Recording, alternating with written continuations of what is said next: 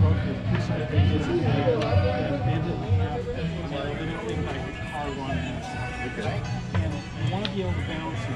And then if you draw some dots on there, or these are flat spots, what you want to do is you want to be able to see those so they're going all kinds of different directions. Because if you start with one that is long on one side, it's only going to spin on that side and you end up with your end. So it has to spin around in multiple directions.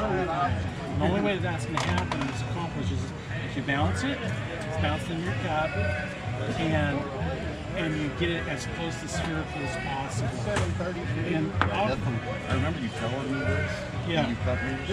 Yeah, you want to be able to bounce it because when it bounces, it just gives it a better chance of spinning in every direction. But you have to start it off first as spherical as possible, and then take a marker and mark on it, and watch those marks. Because if you watch this, you'll be able to see the black mark there. And if you look at that, with it bouncing like this, as I work that, you can see where that black mark is right there. It was in the center, and then it moved to the outside, yeah, to the farthest outside part. But that's what you want to be able to do. Because it is frustrating to get ones that are like eggs, you know. But there is techniques to do that. And you just have to figure out that technique, what to do. But the best thing to do is to start out with a square, turn it into a cylinder, and cut the edges off that cylinder so it's nearly spherical at the beginning. And I measure mine. If it's more than about 20 thousandths,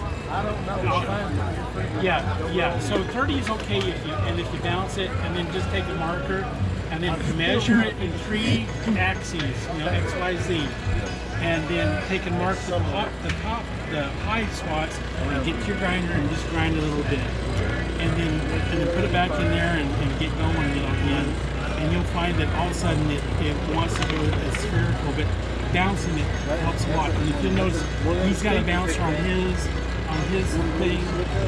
All these guys do about the same thing, but he's got his so it balances, He's got one, I think, that balances too, but that's been one of the things that I've discovered. I made one but I got started too. I started by Sept, It's like, whoops, and it happens fast, Yeah, it don't take long. And I found some stone grinds down way faster than others. Because it's soft, right? And then I had one video a while back, a purple wagon, this white agate purple. I could hardly do anything with them off.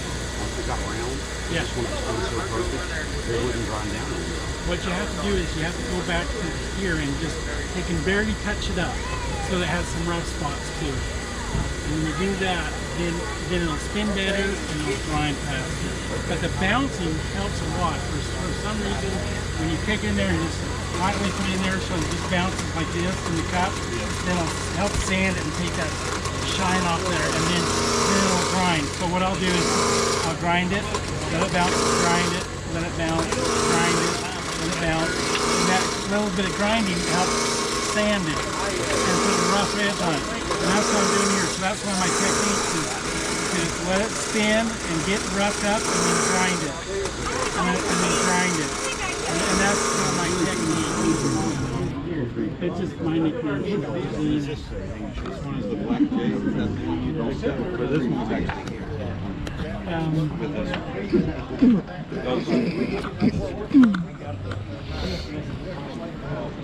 This one's also jade. It's the same as this one. Exactly the same. It's just really small. Yeah. But when I cut that thin, you can actually see it light through it.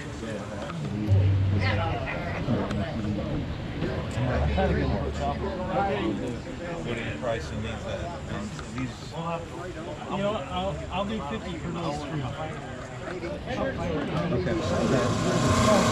Yeah, I noticed they weren't lasting very long. They'll do that when you're working with really rough material. Okay.